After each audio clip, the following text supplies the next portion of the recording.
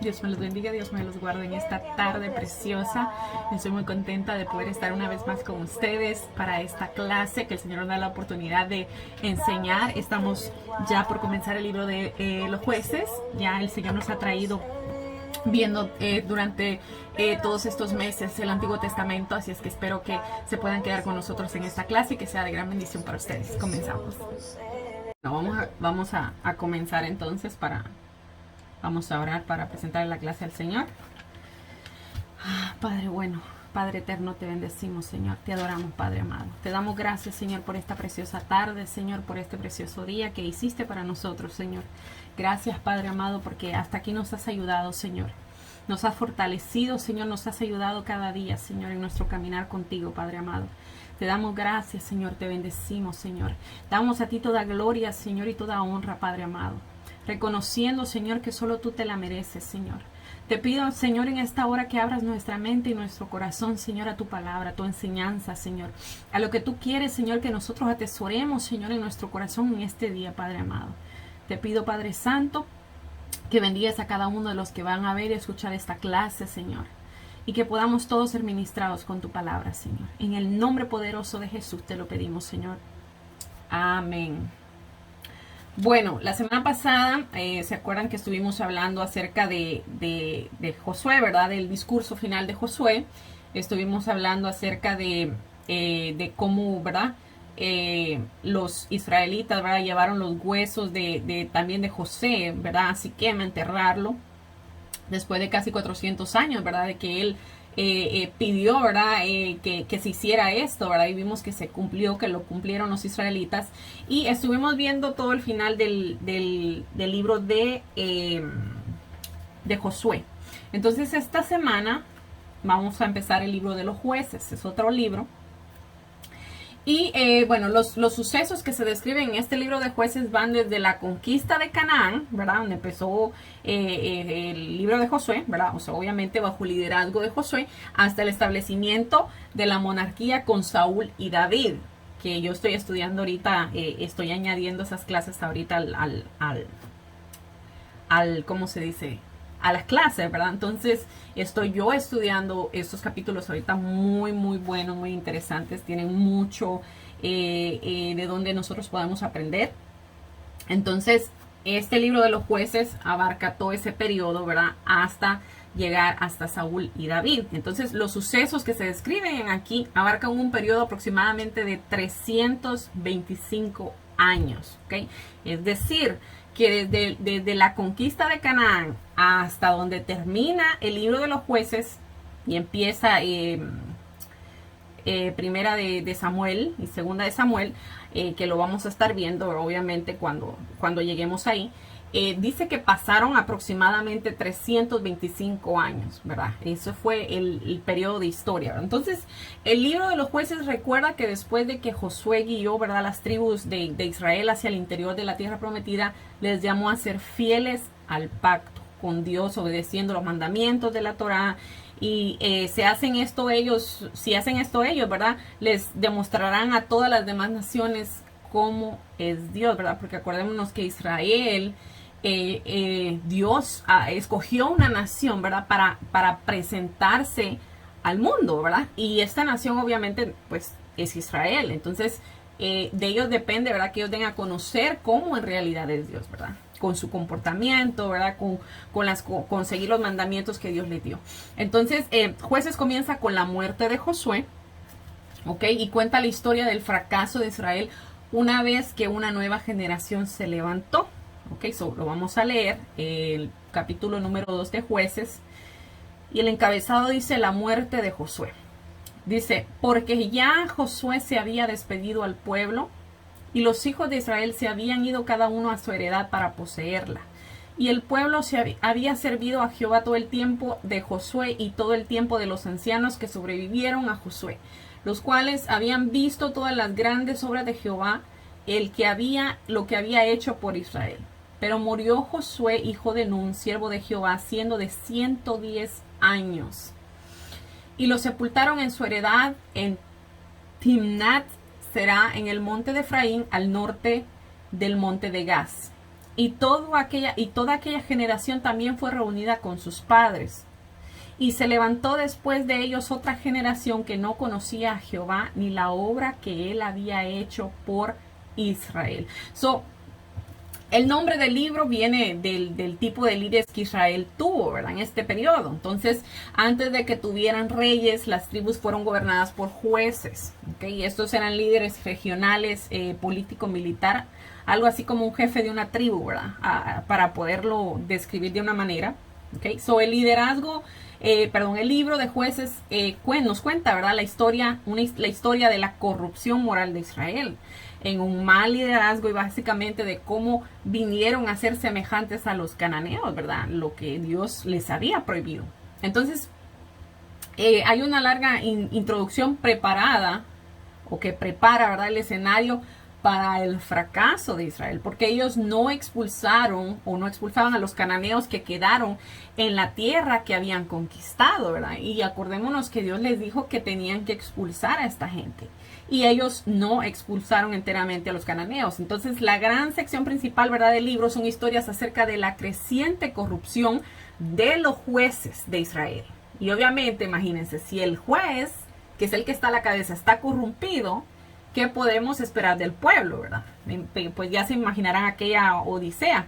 Entonces, también muestra cómo los líderes de Israel, ¿verdad?, pasan de bastante buenos a irse poniendo malos, peores y peores, ¿verdad? Así van. La sección final es bastante perturbadora también y muestra la corrupción del pueblo de Israel en su totalidad, ¿verdad? Ya pues vamos a poder ir viendo alrededor de las historias, ¿verdad?, de cómo comenzó más o menos bien, iba más o menos mal y fue peor hasta el punto de que ya realmente era la corrupción del pueblo era en su totalidad, ¿verdad? Entonces, la sección inicial comienza con las tribus de Israel en sus territorios, en la tierra prometida.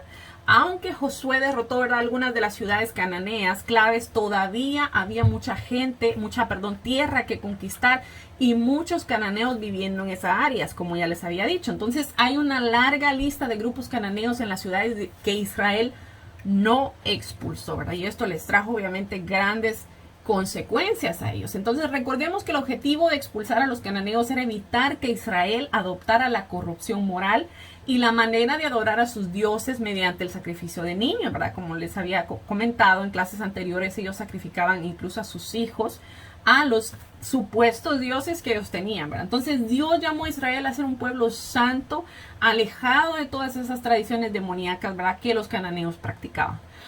Pero Israel simplemente se estableció junto a los cananeos y adoptó todas sus prácticas culturales y religiosas, ¿verdad? Entonces Israel cae, ¿verdad?, en una serie de ciclos en espiral, ¿verdad? El descendente de Israel se vuelve, ¿verdad?, los cananeos, así que pecarían otra vez contra Dios, de manera que Dios les permitiría ser conquistados, oprimidos por los cananeos, y eventualmente los israelitas veían su error y se arrepentían. Así Dios levantaría un libertador, o sea, un juez, ¿verdad?, de entre Israel, y que derrotaría al enemigo, ¿verdad?, y traería una era de paz. Pero Israel nuevamente volvería a pecar y el ciclo volvería a empezar, ¿verdad?, un ciclo. Los conquistaban, ¿verdad?, venían sus enemigos, peleaban contra ellos, los subyugaban, entonces se arrepentían, clamaban a Dios, Dios los perdonaba, levantaba un juez que los librara, ¿verdad?, que liderara la batalla, pues Dios los libraba de eso. Pasaba el tiempo, moría esa generación, volvía otra generación y volvían a caer en lo mismo, ¿verdad? Entonces, este ciclo se repite para cada uno de los 6 jueces principales, ¿verdad?, cuyas historias vamos a estar viendo, ¿verdad? Entonces, las historias de los siguientes 3 jueces se enfocan en las fallas del carácter de los jueces, quienes se vuelven peor cada vez, como les decía. Gedeón comienza bastante bien, es un hombre cobarde, pero termina confiando en que Dios puede usarlo para salvar a Israel, así que derrota a un enorme ejército de madianitas con solo 300 hombres. Estamos, ¿cómo se dice? Estamos resumiendo, ¿verdad?, en sí la historia del libro, ¿verdad? ¿Okay? Para que me entiendan un poquito. Ok, entonces Gedeón, ¿verdad?, comenzó bien, relativamente. derrotó al ejército madianita que los tenía subyugados a ellos y con solamente 300 hombres, ¿verdad? Pero Gedeón asesina a un grupo de israelitas porque no lo ayudaron en su batalla y de ahí todo va de mal en peor, ¿verdad? Él construye un ídolo con el oro que ganó en sus batallas y después que él muere, todo Israel empieza a adorar a este ídolo como si fuese un dios, ¿verdad? Y obviamente pues el ciclo comienza otra vez, ¿verdad? El siguiente juez llamado Jefté, que vive en las montañas, y cuando las cosas se ponen mal, ¿verdad? Para Israel, los ancianos vienen a él, les ruegan por su ayuda, y Jefté era un líder muy efectivo que ganó muchas batallas contra los amonitas, pero estaba tan poco familiarizado con el Dios de Israel que lo trata como a un Dios cananeo, ¿verdad? Y jura sacrificar a su hija si gana la batalla. Obviamente él no sabía que iba a ser su hija, ¿verdad? La que iba a salir a recibirlo. Vamos a ver esa historia también. Pero esta trágica historia nos muestra, ¿verdad?, que tan bajo había caído Israel, ¿verdad? Y ya no conocen el carácter de su propio Dios, lo que nos lleva al asesinato y a la falsa adoración, ¿verdad? ¿Por qué? Porque pues este líder, ¿verdad?, que prácticamente ofreció sacrificar una vida humana en agradecimiento, ¿verdad?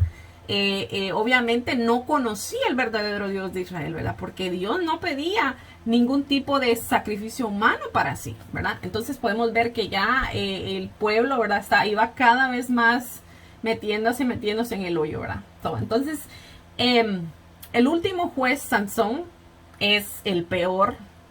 Su vida empezó con mucha promesa, pero a él no le importa el Dios de Israel, ¿verdad? Porque era un hombre promiscuo, violento y arrogante, y lo vamos a ver en la historia. Yo creo que han oído tal vez fragmentos de la vida, de la historia de este hombre de Sansón. Perdón. Ganó batallas estratégicas contra los filisteos, sí, pero a costa de su propia integridad y su vida obviamente terminó con un violento asesinato en masa, ¿verdad? Entonces, un tema repetido en la sección principal del libro en momentos claves es que el Espíritu de Dios empoderaba a cada uno de estos jueces para lograr grandes actos de liberación. Pero ahora tenemos que entender que el hecho de que Dios use a estas personas que estaban tan lejos de Él no significa que estuviera de completo de acuerdo con ellas, ¿verdad? O con sus acciones o con algunas de las decisiones que ellos tomaron, ¿verdad? Entonces el primero y principal compromiso de Dios es salvar al pueblo. Pero todo lo que tiene que trabajar, ¿verdad? Son los líderes corruptos, ¿verdad? Así que Dios obra a través de él. Entonces vemos a Dios que lo único que tenía eran estos líderes corruptos, ¿verdad? Y pues de una u otra manera alguien tenía que hacer el trabajo. Entonces Dios escogió aún a estos líderes, ¿verdad? Pero eso no significa que él estuviera, como ya les dije, de acuerdo con sus decisiones y con las acciones que ellos tomaron, ¿verdad?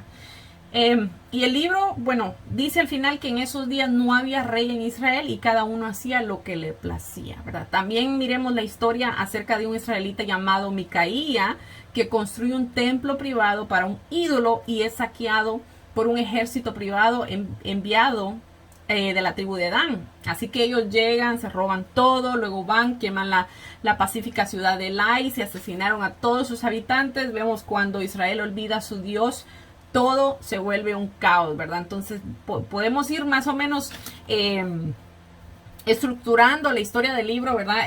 Las historias que están dentro del libro, y podemos ir probando un poquito, ¿verdad?, del caos que había porque los israelitas se habían alejado de Dios, ¿verdad? Entonces, también vamos a ver una impactante historia de abuso sexual y violencia que conduce a la primera guerra civil de Israel.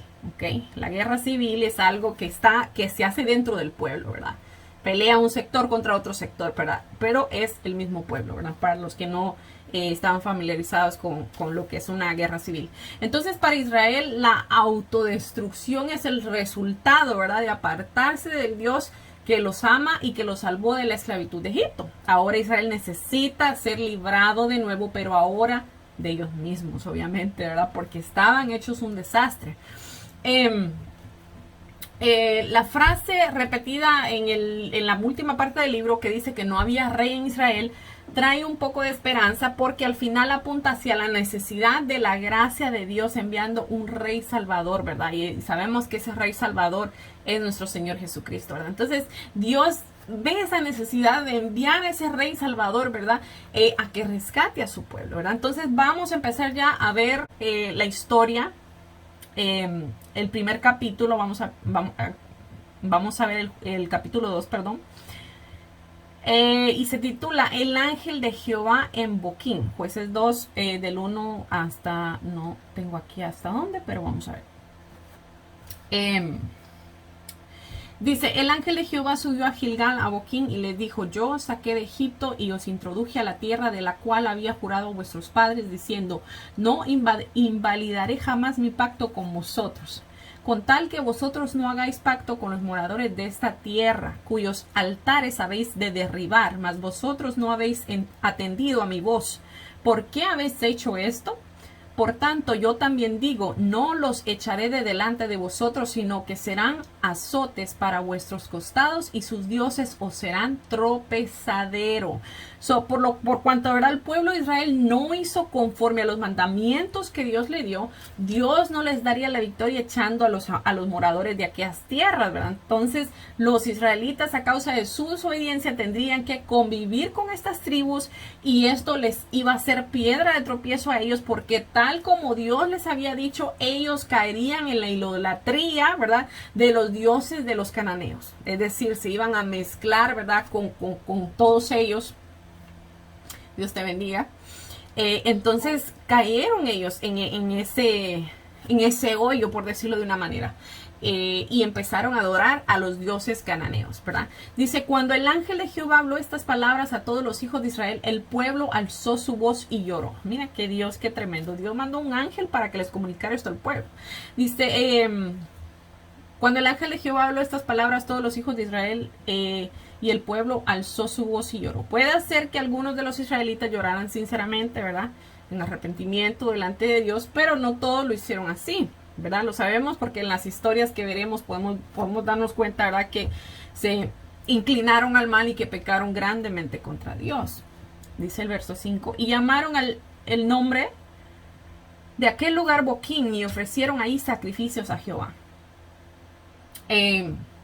Ya vemos que Dios mandó a advertirles, ¿verdad? Lo que iba a acontecer, lo que les iba a acontecer por haberse alejado de Dios. En el mismo capítulo está otro encabezado que dice apostasía de Israel y la obra de los jueces. Dice, después los hijos de Israel hicieron lo malo ante los ojos de Jehová y sirvieron a los Baales, lo que le estaba diciendo, ¿verdad? Dejaron a Jehová, el Dios de sus padres, que los había sacado de la tierra de Egipto y se fueron tras otros dioses. Los dioses que los pueblos que estaban a sus alrededores, los dioses de los pueblos que estaban a sus alrededores, a los cuales adoraron y provocaron a ira a Jehová. ¿Qué quiere decir esto? Dios se enojaba cuando se iban a adorar a otros dioses, ¿verdad? O ídolos, ¿verdad? Como aquí mismo le llama la palabra. Dice, y dejaron a Jehová y adoraron a Baal y a Astarot. Baal era el dios de los cananeos, de las tormentas, de la lluvia, mientras que Astoret era su esposa, la diosa del amor y la fertilidad, ¿verdad? Entonces se les adoraba con diversas manifestaciones locales. Y se creía que estos dioses eran claves para la prosperidad agrícola de la tierra. Acordémonos que en el pasado, ¿verdad? De estos pueblos, ellos obviamente ellos cultivaban sus alimentos y por lo tanto era sumamente importante para ellos, ¿verdad?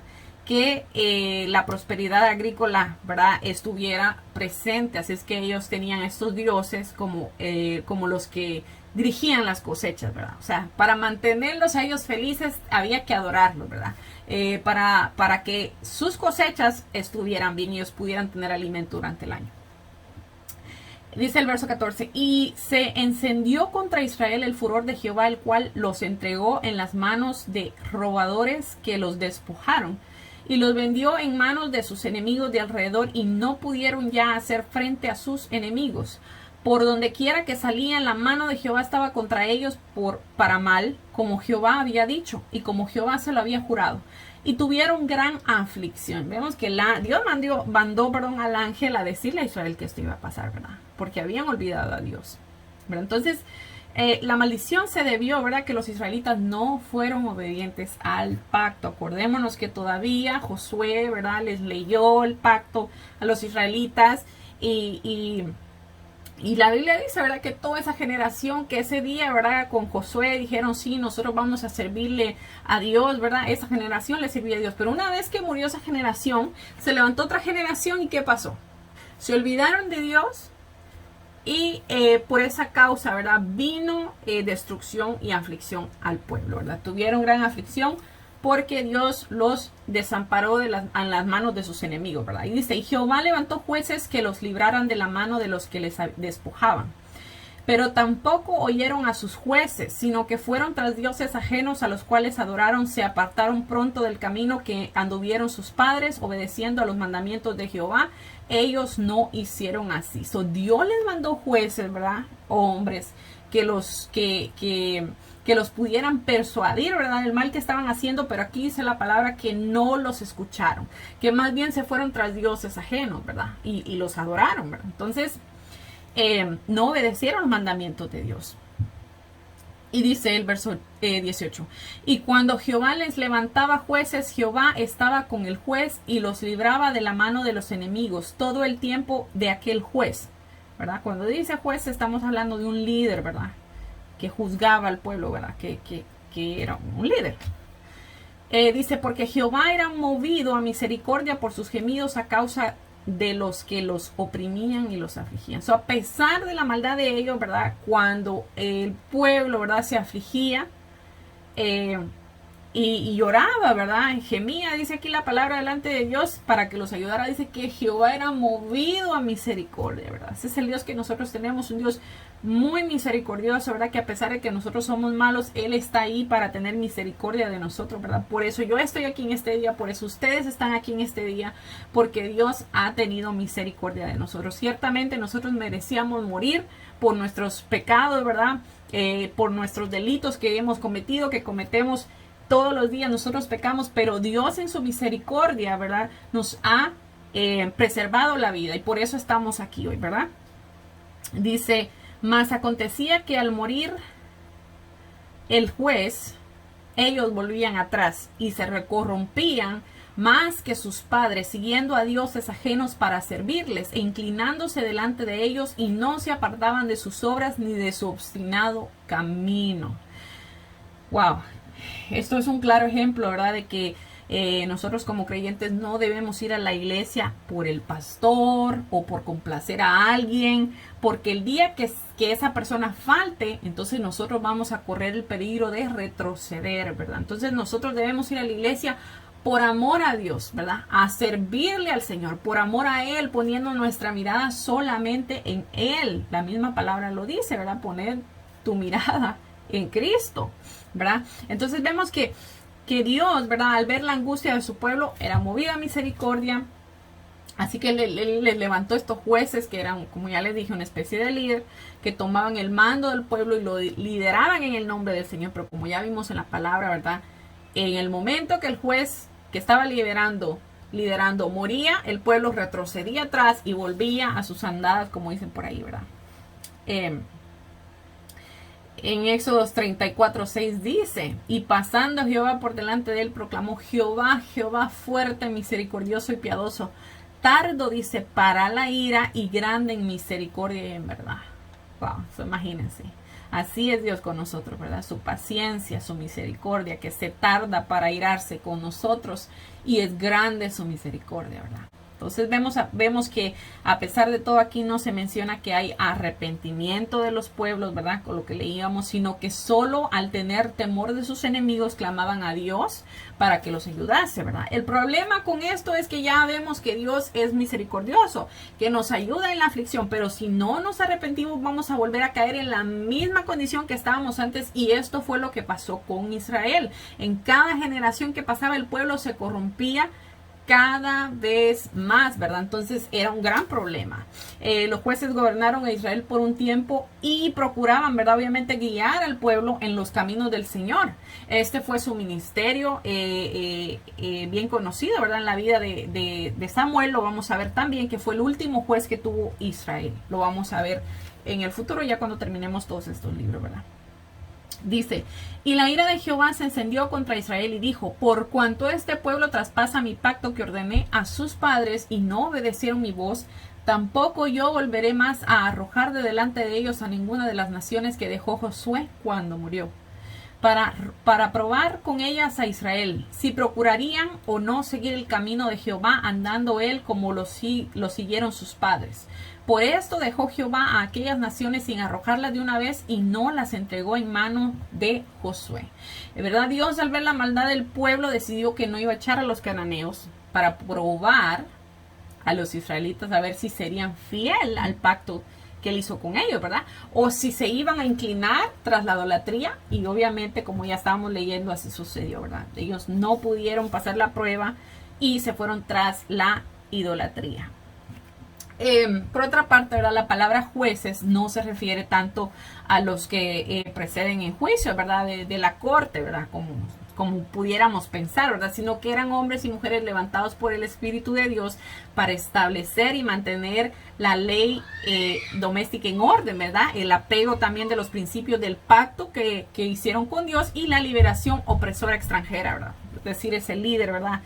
Vamos a decir que era como el líder del ejército, ¿verdad? Entonces, estos jueces eran escogidos por Dios, ¿ok? Sin dar particular atención a su calificaciones, ¿verdad?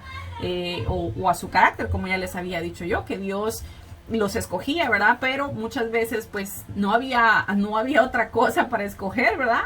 Y el hecho que Dios los escogiera no quería decir, ¿verdad?, que estaba Dios de acuerdo con sus acciones, ¿verdad?, con las decisiones que ellos tomaron en el futuro, ¿verdad? Entonces, tampoco, ¿verdad?, era un puesto hereditario, ¿verdad?, como si sucedía o sucede todavía en la monarquía, ¿verdad?, que el rey nace, el hijo del rey, y pues es el sucesor, ¿verdad? Entonces, en este caso con los jueces no era así, no era un puesto hereditario, ¿verdad? Es decir, ¿verdad?, que los hijos del juez no heredaban, el puesto, ¿verdad?, sino que eran escogidos por Dios. ¿Ok? Otoniel, vamos a ver otro capítulo, el capítulo 3 de Jueces. El encabezado dice, Otoniel libera a Israel de Cusán Risataim. Este es el nombre de un juez, ¿verdad?, que Dios levantó. Jueces, vamos a leer el capítulo 3 de Jueces, vamos a leer el versículo 7 al 11, y dice, hicieron pues los hijos de Israel lo malo ante los ojos de Jehová, y olvidaron a Jehová su Dios, y sirvieron a los Baales y a las imágenes de Acera, ¿verdad? Acera está vinculada con Baal, ¿ok? Era una diosa, la diosa de la fertilidad, y se la representaba como un árbol, ¿ok? Por eso es que la Biblia dice que las imágenes talladas de madera, ¿verdad? Y Dios lanza estas acusaciones, ¿verdad?, contra estas regiones paganas, ¿verdad? Y podemos ver aquí, ¿verdad?, ¿por qué, verdad? Y porque obviamente el pueblo también se fue detrás de estas figuras, ¿verdad?, hechas de madera. Dice, y la ira de Jehová se encendió contra Israel y los vendió en manos de Cusán Ritasaim, rey de Mesopotamia, y sirvieron a los hijos de Israel a Cusán Risataim 8 años.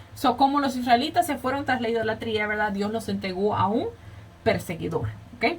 Entonces clamaron los hijos de Israel a Jehová, y Jehová levantó un libertador de los hijos de Israel y los libró. Esto es a Otoniel, hijo de Cenaz, hermano menor de Caleb.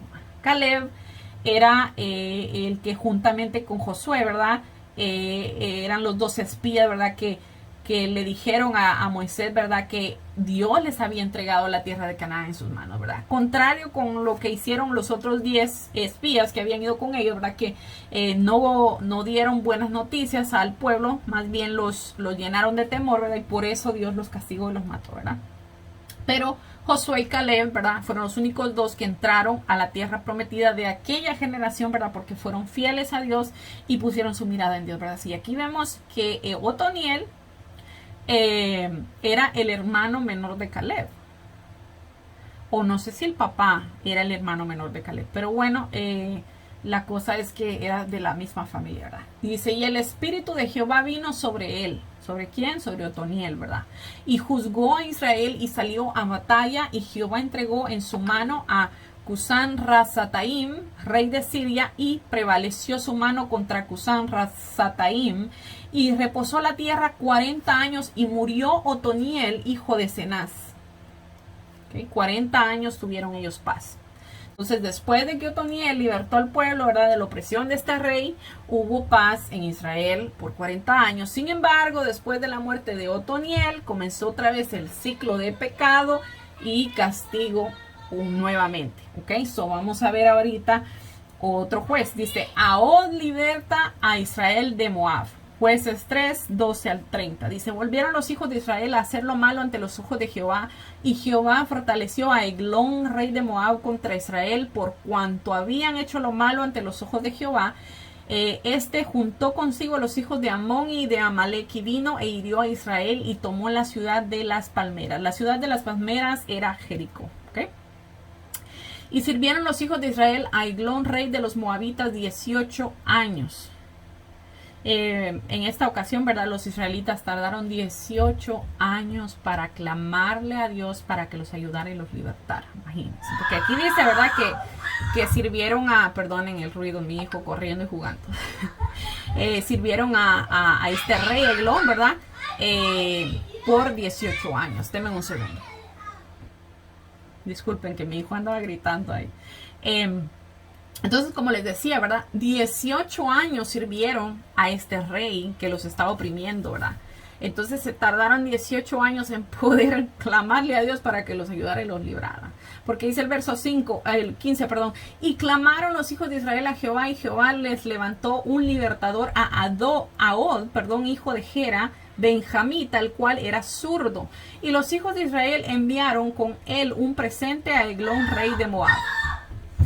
Algo curioso de la tribu de Benjamín, ¿verdad?, era que al parecer había muchos hombres zurdos. Y lo irónico es que Benjamín significa hijo de la diestra, ¿verdad? Que eso es algo que me llamó a mí la atención. Y les voy a decir el pasaje donde dice esto. Dice Jueces 20, 15 al 16. Los vamos a adelantar.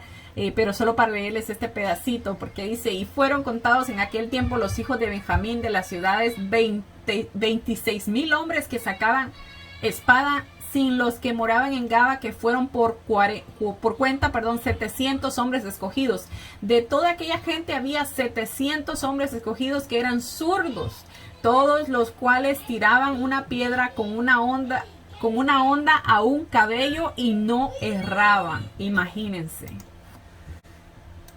Qué tremendo esto. Bueno, seguimos. Y Ahod se había hecho un puñal de 2 filos de un codo de largo y se lo ciñó debajo de sus vestidos a su lado derecho. Ahod tuvo una táctica diferente a los demás, ya que él planeó el deshacerse del líder de aquella nación que los había afligido en vez de atacar a su ejército. ¿Okay? Dice, y entregó el presente a Eglón, rey de Moab, y era Eglón hombre muy grueso. El rey era un hombre obeso, ¿verdad? Por lo que registra la Biblia en este pasaje, ¿verdad? Su nombre significa novillo. O sea que era un hombre, ¿verdad?, muy apropiado o debido a su obesidad, ¿verdad? El texto también asocia el nombre de Eglón a un novillo engordado. ¿Okay? Dice, y luego hubo entregado el presente, despidió a la gente que lo había traído. Mas él se volvió desde los ídolos que estaban en Gilgal y dijo, Rey, una palabra secreta tengo que decirte. Entonces dijo, calla. Y salieron de delante de él todos los que con él estaban. Era una estrategia, ¿verdad? Porque él quería quedarse solo con el rey. Dice, y le funcionó. Y dice, y se le acercó a Ahod, estando él sentado en una sala de verano. Y Ahod dijo, tengo palabra de Dios para ti. Él entonces se levantó de la silla. Entonces alargó Ahod su mano izquierda y tomó el puñal de su lado derecho y se lo metió por el vientre, de tal manera que la empuñadura entró también tras la hoja y la gordura cubrió la hoja. porque no sacó el puñal de su vientre y salió el estiércol, ¿verdad? Uy. Y salió Ahod al corredor y cerró tras sí las puertas de la sala y las aseguró con el cerrojo. Cuando él hubo salido, vinieron los siervos del rey, los cuales, viendo las puertas de la sala cerradas, dijeron: sin duda, él cubre sus pies en la sala de verano. Fíjense que dice cubre sus pies. Cubrir los pies significa que estaba haciendo sus necesidades, ¿ok? Entonces, a causa de la puñalada que le dio Ahod al rey, ¿verdad? A este se le salió el excremento y obviamente el olor se ha de haber esparcido por aquel lugar, ¿verdad? Ya que al llegar a la puerta los sirvientes pensaron que el rey estaba haciendo sus necesidades, por eso no entraron de inmediato a la cámara donde estaba este rey, ¿verdad? Y habiendo desesperado hasta estar confusos porque él no abría sus puertas de la sala, tomaron la llave y abrieron, y he aquí que su señor caído en la tierra muerto. Mas entre tanto que ellos se detuvieron, Ahod escapó y pasando los ídolos se puso a salvo en Seirat. Y cuando habían entrado tocó el cuerno en el monte de Efraín, y los hijos de Israel descendieron con él del monte, y él iba delante de ellos. Y entonces les dijo: seguidme, porque Jehová ha entregado a vuestros enemigos los moabitas en vuestras manos. Y descendieron en pos de él y tomaron los vados del Jordán a Moab, y no dejaron pasar a ninguno. En aquel tiempo mataron de los moabitas como a 10,000 hombres, todos valientes y todos hombres de guerra, no escapó ninguno. Así fue subyugado Moab aquel día bajo la mano de Israel, y reposó la tierra 80 años. El resultado de aquella batalla fueron 80 años de paz para Israel, ¿verdad? Sabemos que Dios, ¿verdad?, estaba... a pesar de la maldad, ¿verdad?, de la idolatría de Israel, estaba ahí con ellos, ¿verdad? Librándolos de sus enemigos. Siempre levantaba, ¿verdad?, a alguien que lideraba la batalla, ¿verdad? En este caso vimos a este hombre, Ahod, que la estrategia que él usó, ¿verdad?, de irse primeramente contra el líder de aquellos que los estaban oprimiendo a ellos. Y, ¿verdad?, como ya vimos aquí, dice que mataron a casi 10,000 hombres. Y el resultado fueron 80 años de paz para Israel, ¿verdad? Que fue mucho más que lo que vimos anteriormente, que fueron 40 años. Muy interesante. Esto, como les dije a ustedes, se trata de historias, ¿verdad? De ese círculo, ¿verdad?, en espiral que cayó Israel. Así es que vamos a estar viendo y oyendo estas historias, ¿verdad?, de cómo Israel caía, ¿verdad?, en la idolatría. Eran subyugados por una nación, ¿verdad?, de las que habían quedado en la tierra de Canaán, que ellos no habían conquistado, y que Jehová no les había permitido que los sacaran de ahí, ¿verdad?, para que después ellos clamaran a Dios, ¿verdad? Dios les levantara un líder, el líder liderara la batalla, Dios les daba la victoria, y, ¿verdad?, ellos tenían paz por cierto periodo de tiempo, pero después volvían a caer en la misma historia, ¿verdad? Yo creo que nos vamos a quedar hasta aquí, porque la historia que vamos a ver es acerca de Débora y de Barak. Es otra historia también bien conocida, pero yo creo que la vamos a ver la semana que viene. Así es que vamos a orar. No nos vamos a tardar hoy exactamente la hora de la clase, pero yo creo que con el resumen que vimos y las primeras 2 historias que vimos, yo creo que podemos aprender mucho, ¿verdad?, de cómo Dios, ¿verdad?, en su fidelidad sigue estando ahí a pesar de que nosotros somos malos, ¿verdad? Pero eso no nos puede dar a nosotros la libertad para nosotros seguir en el mismo camino, ¿verdad? Seguir pecando, seguir en la misma vida que llevamos, ¿verdad? Porque pues pueden venir consecuencias, ¿verdad? Nosotros tenemos que siempre tratar de la mejor manera, ¿verdad?, de hacer las cosas bien para el Señor, de tratar la manera de seguir sus mandamientos, de poner en obra, ¿verdad?, lo que hemos aprendido hasta el día de hoy por medio de su palabra, ¿verdad? Así que vamos a orar para entregarle esta clase al Señor, y le doy gracias porque se conectaron. Así que oramos. Padre glorioso y bueno, Padre eterno, Padre poderoso, Gracias, Señor. Gracias, Padre amado. Gracias, Señor Dios poderoso, porque nos permitiste estar reunidos, Señor. Gracias, Padre amado. Te pido, Señor, que esta tu palabra haga rema en nuestro corazón, Señor. Que nosotros podamos aprender algo, Señor, de ella, Señor, en este día, Señor. Ten misericordia de nosotros, Padre Santo, porque todos los días ciertamente, Señor, nosotros te fallamos, Señor. Pero yo te pido, Señor, en el nombre de Jesús, Padre amado, que nos des la fortaleza, Señor. Que nos des ese dominio propio, Padre amado, esa templanza, Señor, para que nosotros podamos poner en obra tu palabra, Señor. Y que podamos así, Señor, avanzar en nuestro camino de fe, Señor. Preparándonos, Señor, para tu venida, Padre amado. Gracias, Señor, por cada una de mis hermanas que estuvieron, Señor, presente en la clase. Te pido que las bendigas, Señor, que no las desampares nunca, aunque yo sé que tú no las desamparas nunca, Señor. Te pido, Señor, que las ayudes, que las fortalezcas, Señor, y que las sigas llevando por tu buen camino, Padre. En el nombre de Jesús te lo pedimos, Señor, para tu gloria y tu honra. Amén. Bueno, que Dios me los bendiga, que Dios me los guarde y si Dios permite, nos vemos el sábado que viene. Adiós.